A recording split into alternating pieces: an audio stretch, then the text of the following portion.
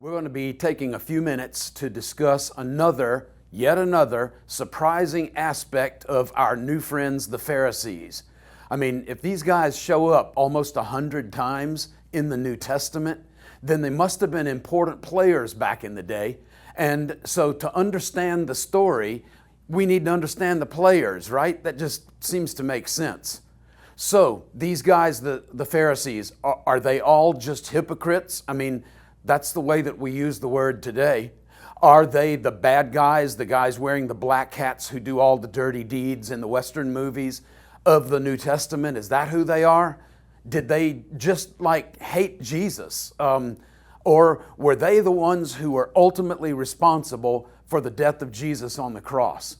Well, in the last video on Wayne's World, we learned that the Apostle Paul identified himself as a Pharisee all the way until the end of his life.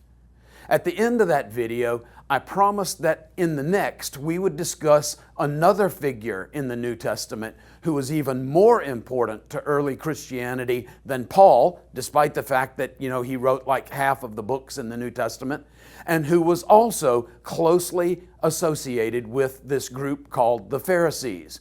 So today, the big reveal. We're going to consider Jesus and his relationship to the Pharisees. So, for example, did you know that the term rabbi, which was used exclusively to refer to the leaders of the Pharisees, that Jesus used this term rabbi twice himself, and he himself is called rabbi 15 different times in the New Testament by people who were connected to him in one way or the other, including his own disciples. Did you know that in the Gospel of John, in the writings of the early rabbis, and in Josephus, that first century Jewish historian, that the word rabbi means teacher? All of these texts tell us this. And that Jesus is called teacher in the Gospels 46 different times. Also, Jesus is described as a teacher in a first century Aramaic letter by some guy named Mara.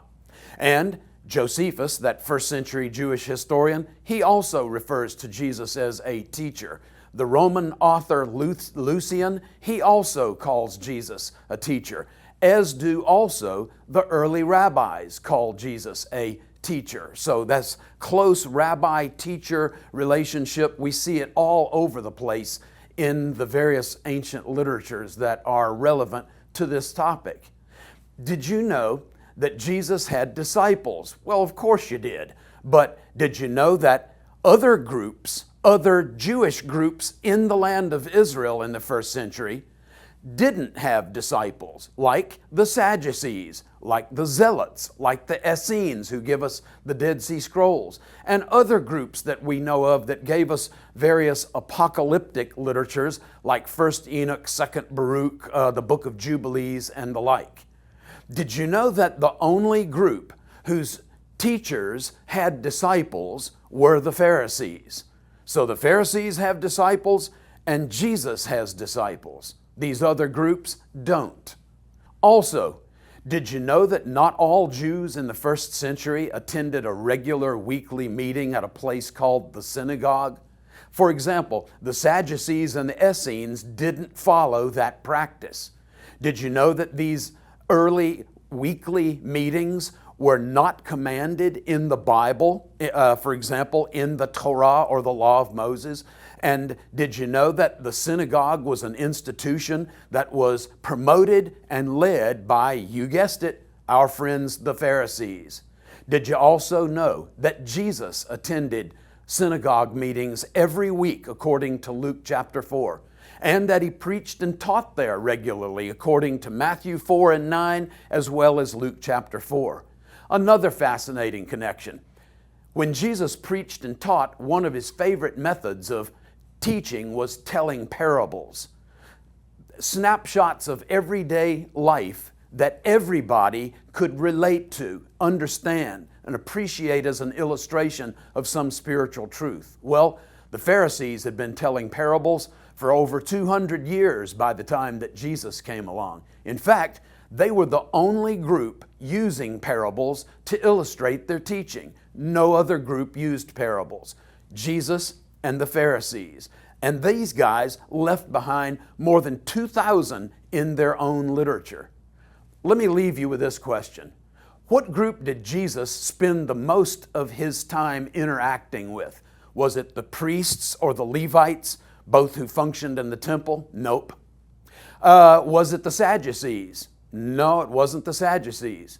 Was it the Essenes, the group that gave us the Dead Sea Scrolls? Nope, it wasn't them either. So it wasn't the Essenes, it wasn't even the Zealots, the people who started the first revolt.